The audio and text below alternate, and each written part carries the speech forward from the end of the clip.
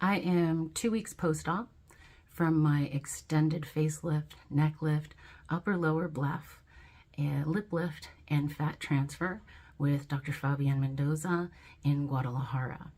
I know everyone wants to see everything, so I will keep you guys updated, but here is the lip lift scar, okay? Upper and lower bluff. I don't even see the line here. A little slight bruising here and here, but I have some concealer over that. On this side, these scars are fading quickly at a rapid rate. It's astonishing.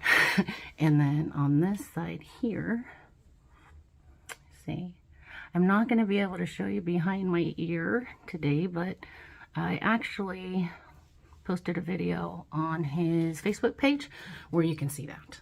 So all my communications, the surgery, everything that has to do with Dr. Mendoza was stellar. I am extremely impressed, not only by his skill, but by his personality, how down to earth he is, and how humble he is, how considerate and kind. And I wasn't expecting that. I know a lot of surgeons, and in my personal circles, and it was refreshing. It was very refreshing. I wouldn't know he was a surgeon if I met him on the street. Let's say that. Okay. And that's a compliment. So unfortunately, this video is to read the letter that I wrote him in regard to the recovery home, Casa Galicia, that I stayed at and that I left on my own accord. I wasn't planning on doing this. However, my surgery sister was sharing her experience, and she seems to be getting attacked for it. So, okay, everyone has a right to the review and their experiences.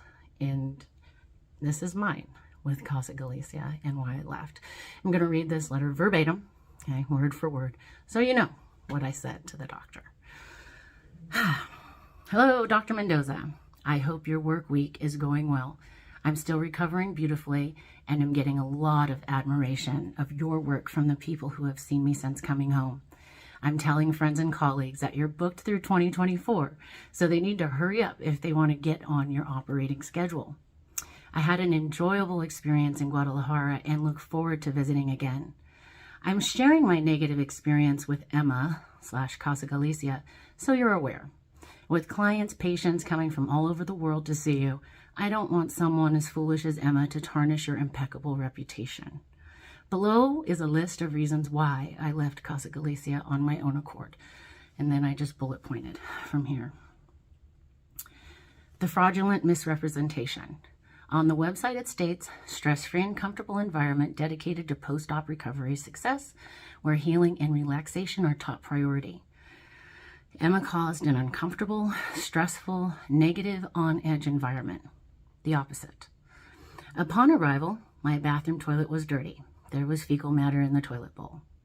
The surfaces, switches, handles, and remotes were not properly cleaned. I brought Clorox wipes and I cleaned everything immediately. The first night I was there, the night before my surgery, the home lost power, leaving me in the dark. No candle, flashlight, or source of light was offered, solely an apology. My cell phone wasn't fully charged, and I wanted to conserve energy so I could video call my family before surgery. The day after surgery, I contacted Emma and told her I'd let her know when I was being discharged so they didn't have to wait around. I let them know when I was being discharged, and I waited 2 hours for pickup. I could have had an Uber in 5 to 10 minutes. The meals are extremely small portions and in no way meet the daily recommended values of protein and fiber for post-op recovery. I assumed they were gravely poor, and I opted to purchase my own groceries and food outside the home. I also purchased a bag of protein from Karina and gave it to Emma to give to patients. I purchased other food and openly shared with anyone. Water. We were supplied with 1 unopened bottle of water per day. To be fair, when I got in, there were two. Okay, there were two in the room.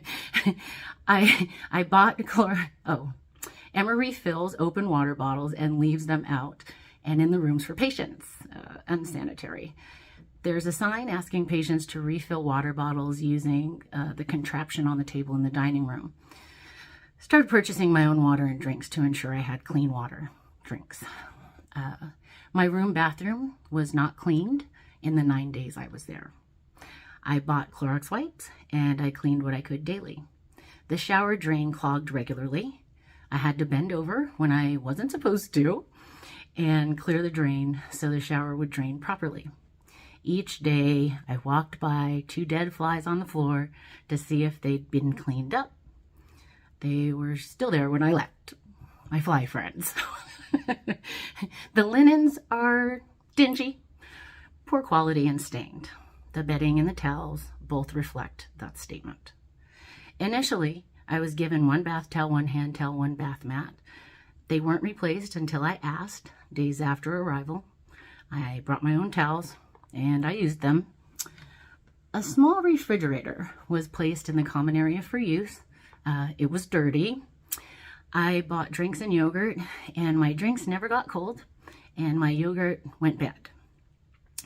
I brought many gel ice packs to use, and they never froze. When I looked, it seemed that Emma had it on the lowest setting, to which I'm assuming to save money because of other things that I'm not mentioning in this letter.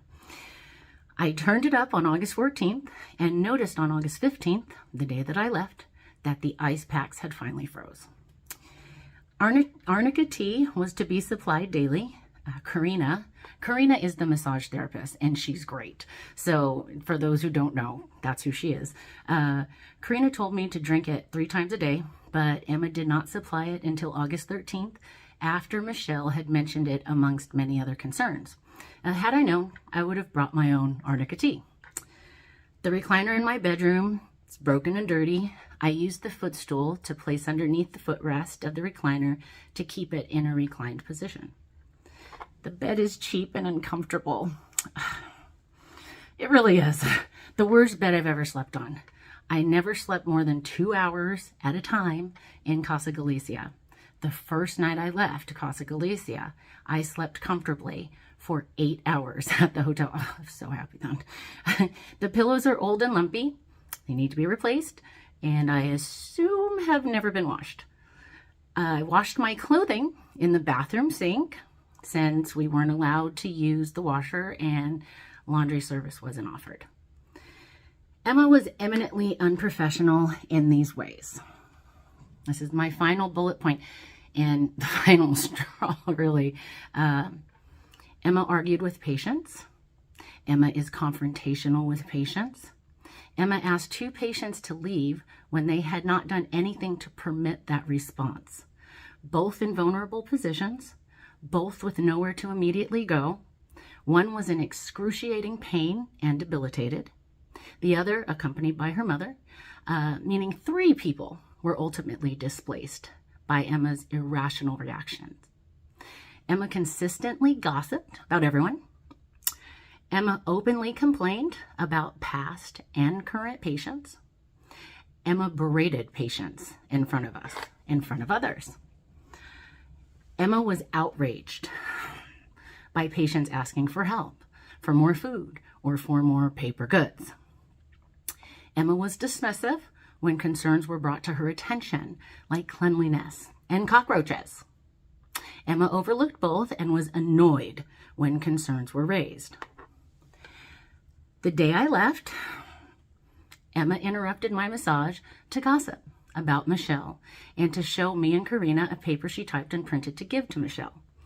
Emma mentioned she was upset because Michelle asked for toilet paper after she gave her toilet paper the day prior. Emma was also upset that Michelle's mom asked for more food the previous night.